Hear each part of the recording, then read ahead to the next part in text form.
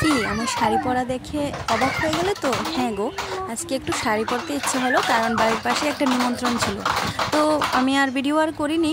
তো এখন বাড়িতে এসেছি, এসে ভাবলাম যে একটু ভিডিও করি, যে আমি আজকে শাড়ি পরেছি সেটাই। তো দেখো, শাড়ি পরার ভিডিও শেষ। এবার দেখতেই পারছো আমি কোথায় চলে গেছি। হ্যাঁ, আমি আজকে বাড়িতে এসেছি। বাড়িতেও তা বলতে কি, আসলে আজকে তো স্কুল বন্ধ, আর তোমাদের দাদা ভাইয়ের আজকে শুধু টিউশন আছে। তো টিউশন সেরে ও বাড়িতে এসে দেখে আমি নিমন্ত্রণে চলে গেছি। তো আসার পরে এই মানে কি বলবো, এই একটা শুরু করে দিল আর কি, চলো এক্ষুনি বেরোবো, চলো একটু ঘুরে আসি। ওরও আমারও ঘোরা মানেই কিন্তু আমাদের বাড়ি, বুঝতে পেরেছো, আর কোথাও না। তো সেই মতো করে বেরিয়ে গেলাম, ভাবলাম রাস্তায় একটু ভিডিও করব, কিন্তু তোমাদের দাদাভাই তো কোনো রকমেই রাজি নয় রাস্তায় ভিডিও করা। তো এই জন্য তো বাড়িতে গিয়েছি। তারপর মা বলছে যে কি টিফিন খাবি, তারপরে ও বলল তাহলে লুচি খাবো। তো মা লুচি করেছে, আর ও বলল যে তাহলে চলো আমি বাজার থেকে চিকেনটা নিয়ে আসি, তো চিকেন আর লুচি খাবো। তো এজন্য আমরা বাজার থেকে এটা নিয়েছি। আর আমি দেখো না কীভাবে দিচ্ছি, আসলে আমরা নিজেরাই, তো মা বাবু তো খাই না, মা বাবু খাবে না চিকেন। তো আমি মন কুষাণ আর তোমাদের দাদাভাই মিলে এগুলি খেয়ে ফেলেছি। তো মা টিফিন বানিয়েছে, বলছে কি খাবো, তো বললাম যে লুচি খাবো, তো মা লুচি বানিয়েছে। এখন টিফিন খাওয়া শেষ হয়েছে, এখন বাড়ি চলে যাবো আবার। চলো বাড়িতে গিয়ে আবার দেখা হচ্ছে, এখন টাটা, বেরোই। আর এখানে অংশ দেখো, আসার সময় বাবুর সঙ্গে একটু দুষ্টুমি করছিল।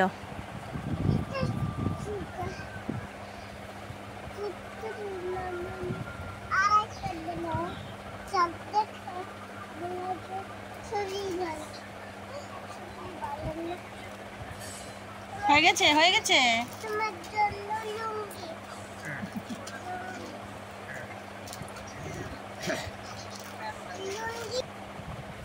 তো ভিডিওটা দেখতে পেলে তোমরা, বলেছিলাম ভিডিওতে যে আমি বাড়িতে এসে ব্লগটা শেষ করব, বাট আর হয়ে ওঠেনি। এসে তারপরে রাত্রিবেলা আর হয়নি। তো ভাবলাম যে পরের দিন একটা ব্লগ, মানে সারাদিনেরই একটা ব্লগ শ্যুট করে এটার সঙ্গে অ্যাড করে আমি কালকের ব্লগটা দেবো। বিশ্বাস করো আজকে আমার শরীরটা এত খারাপ যাচ্ছে, মানে কী বলবো। তারপরে সকাল থেকে কি একটা গরম পড়েছে বলো আজকে আবার। তারপরে সকাল থেকে সেই রান্নাবান্না শেষ করে অনেকগুলো কাপড় ধোয়া করেছি, মানে সংক্রান্তির আগের দিনের কাজ বলতে গেলে। তারপর আমাদের আবার আজকে লাড়ু বানাতে হয়, তো ওই সমস্ত কিছু, মানে আমি যে কীভাবে সারা দিনটা কাটিয়েছি,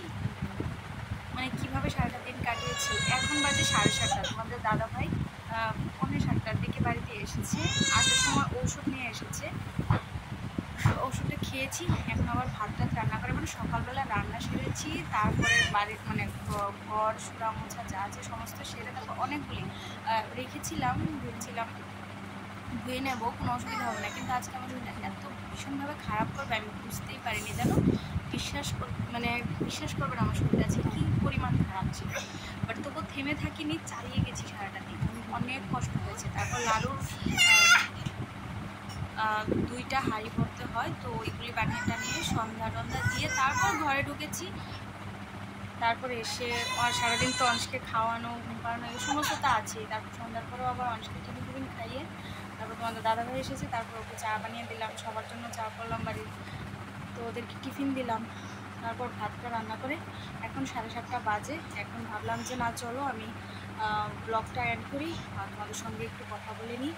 তো বছরের শেষটা সত্যি খুব খারাপ কাটছে, জানি না শুরুটা কি আসবে, তবুও মনের মধ্যে একটু আশা রাখি যে ভালো যেন আসে, সবার যেন মঙ্গল হয়, সবার যেন ভালো হয়। তো সেই আশা রেখেই পুরনো বছরটা শেষ করছি আর নতুন বছরের জন্য তৈরি হচ্ছি। তো সবাই ভালো থাকবে, সুস্থ থাকবে। আমার আজকের ভিডিওটা এই পর্যন্তই, দেখা হচ্ছে নেক্সট ভিডিওতে। সবাই ভালোভাবে সংক্রান্তিটা কাটিও, তারপর আবার নতুন বছরটাও সুন্দরভাবে কাটিও, কারণ কালকে আরও অনেক নিয়মকানুন আছে।